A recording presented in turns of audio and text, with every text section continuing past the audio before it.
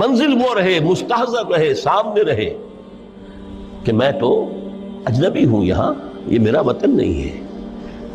الدنیا سجن المومن و جنت الکافر، جیسے کسی پرندے کو کسی پنجرے میں بند کر دیا گیا ہو، اس طرح ہمیں اس دنیا میں بھیج دیا گیا، اللہ کی مرضی ہم نے بھیجا ہے۔ جب تک وہ چاہتا ہم رہیں گے یہاں، لیکن ہمارا دل یہاں نہیں لگے گا۔ بازار سے گزرا ہوں، خریدار نہیں ہوں، طالب دنیا نہ ہو، تب تو یہ کوئی دھوکے کا سودا نہیں، وطن نہیں، بالکل نہیں۔ حضور نے خود فرمایا مجھے تمہاری اس دنیا میں سے فلاں فلاں چیزیں بہت پسند ہیں، اور کس قدر ریئلسٹک ہیں۔ آپ نے عورتوں کے بارے میں فرمایا مجھے اس دنیا سے پسند ہے عورت۔ دنیا پر سوار رہو، دنیا کو اپنے اوپر سوار نہ ہونے دو، بس بات صرف یہ ہے۔ کافر کی یہ پہچان کہ آفاق میں گم ہے۔ ایک راستہ یہ ہے، ترک دنیا کے معنی ہے ترک لذات دنیاوی، آسائشوں کو ترک کرنا، سختیاں جھیلنا کس لیے؟ تاکہ دنیا سے ظلم کا خاتمہ،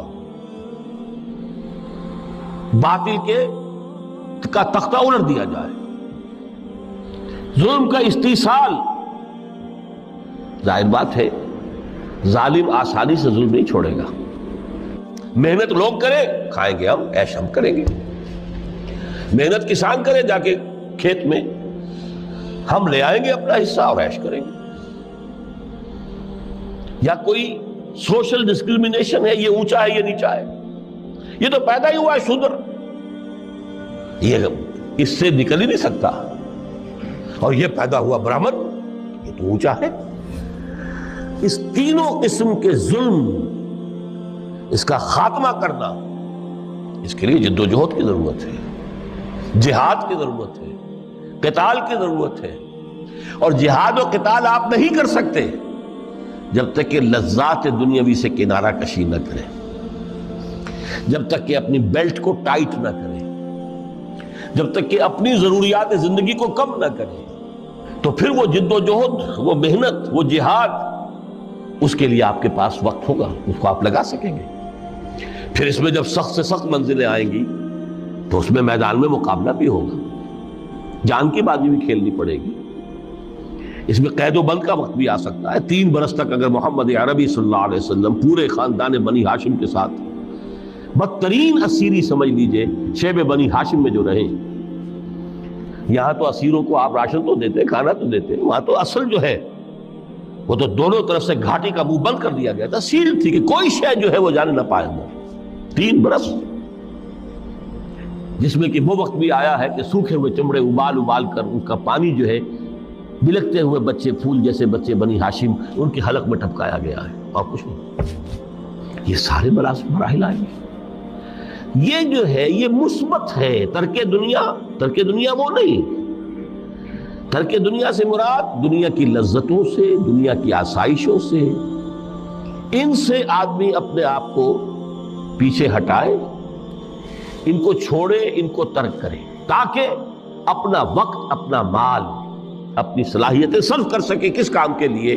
لِيَقُومَ النَّاسُ بِالْقِسْطِ، تاکہ لوگ عدل پر قائم ہوں۔ یہ ہے سول آبجیکٹو۔ یہ نہیں بس ہماری کتاب پڑھ لیا کرے، ختم قرآن ہو گیا، اللہ اللہ دعا مانگ لی، چھٹی۔ قائم کرو اس کو، ہر ایک کو وہی تل کر ملے جو اس کا حق ہے، اور ہر ایک سے وہ لیا جائے کہ جو اس کے ذمہ واجب ہے۔ اگر یہ نہیں تو بابا پھر سب کہانیاں ہیں، شریعت اور دین اور نماز اور روزہ اور حج، کوئی حیثیت نہیں۔ اچھی طرح سن لیجئے میری بات۔ قرآن مجید میں کہلوایا گیا حضور سے، قُلْ يَا أَهْلَ الْكِتَابِ لَسْتُمْ عَلَىٰ شَيْءٍ حَتَّىٰ تُقِيمُوا التَّوْرَاةَ وَالْإِنْجِيلَ وَمَا أُنزِلَ إِلَيْكُم مِّن رَّبِّكُمْ۔ اے نبی ان سے کہہ دیجئے، اے کتاب والو تمہاری کوئی حیثیت ہی نہیں، ہماری نگاہوں میں تمہارا کوئی مقام ہی نہیں، جب تک کہ تم قائم نہیں کرتے تورات کو اور انجیل کو اور جو کچھ کے نازل کیا گیا تمہاری طرف، تمہارے رب کی طرف سے۔ قائم کرو، پھر آؤ ہم سے بات کرو، ہم سے دعا کرو۔ ورنہ دفع ہو جاؤ. Nothing doing. They don't care for you. لستم على شيء حتى تقيموا التوراة والإنجيل وما أنزل إليكم من ربكم. اب قانون خداوندی تو بدلتا نہیں ہے، نہ فرام پرسن ٹو پرسن، نہ فرام نیشن ٹو نیشن، نہ فرام امہ ٹو امہ، اٹل ہے. وَلَن تَجِدَ لِسُنَّتِ اللَّهِ تَبْدِيلًا وَلَن تَجِدَ لِسُنَّتِ اللَّهِ تَحْوِيلًا. سنت اللہ تو ایک ہے. اب اس آیت کو ذرا پڑھیے. قُلْ يَا أَهْلَ الْقُرْآنِ لَسْتُمْ عَلَىٰ شَيْءٍ حَتَّىٰ تُقِيمُوا الْقُرْآنَ وَمَا أُنزِلَ إِلَيْكُم مِّن رَّبِّكُمْ.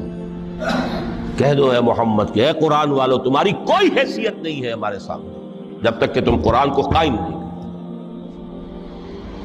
پڑھ لو اور اس کے قرات کے مقابلے منعقد کرا لو اور سونے کے تاروں سے اسے لکھ لو اور اس کو جو چاہو کر لو، کوئی حیثیت نہیں. قائم کرو اس قرآن کو، اس کے نظام کو، اس کے قانون کو. سورہ شورى میں حضور سے کہلوایا گیا قل وَأُمِرْتُ لِأَعْدِلَ بَيْنَكُمْ، مجھے یہ حکم ہوا ہے کہ میں تمہارے مابین عدل قائم کروں. میں واعظ بن کر نہیں آیا، میں بدھ مت کے بھکشو بنانے کے لیے نہیں آیا تمہیں. ہاں، انقلابی عمل میں ایک مرحلہ آتا ہے، بدھ مت کے بھکشو بننا پڑتا ہے کچھ عرصے کے لیے، تیاری کا مرحلہ، لیکن مستقل نہیں ہے یہ بدھ مت کے بھکشو.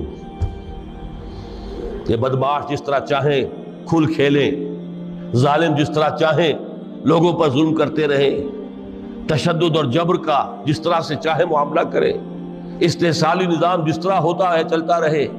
شاہ ولی اللہ دہلوی رحمۃ اللہ علیہ کے الفاظ میں انسانوں کی عظیم اکثریت ڈھور ڈنگر بن جائے، صبح سے لے کے شام تک کمر توڑ دینے والی مشقت کے بعد بمشکل 2 وقت کی روٹی ملتی ہو، اس کا کبھی خیال اسے اللہ کا آئے گا؟ کبھی اللہ سے لو لگا سکے گا؟ دنیا نے تیری یاد سے بیگانہ کر دیا تو اس سے بھی دل فریب ہے غم روزگار کے.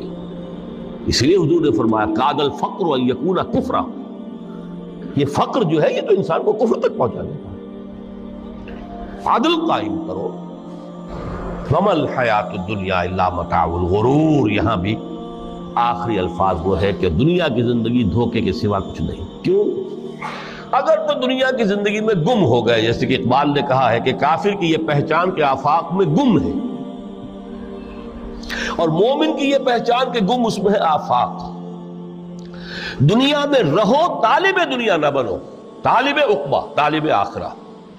دنیا میں رہو، برتو، استعمال کرو، تمہارے لیے پیدا کیا گیا، بھائی برتو، متاع ہے، برتنے کی شے ہے. ہاں، حلال اور حرام کی پابندیاں سامنے رکھو، باقی برتو. مطلوب یہ نہ ہو، مقصود یہ نہ ہو، مطلوب آخرہ ہو. انما الدنیا خلقت لکم وانتم خلقتم للآخرہ. منزل وہ رہے مستحضر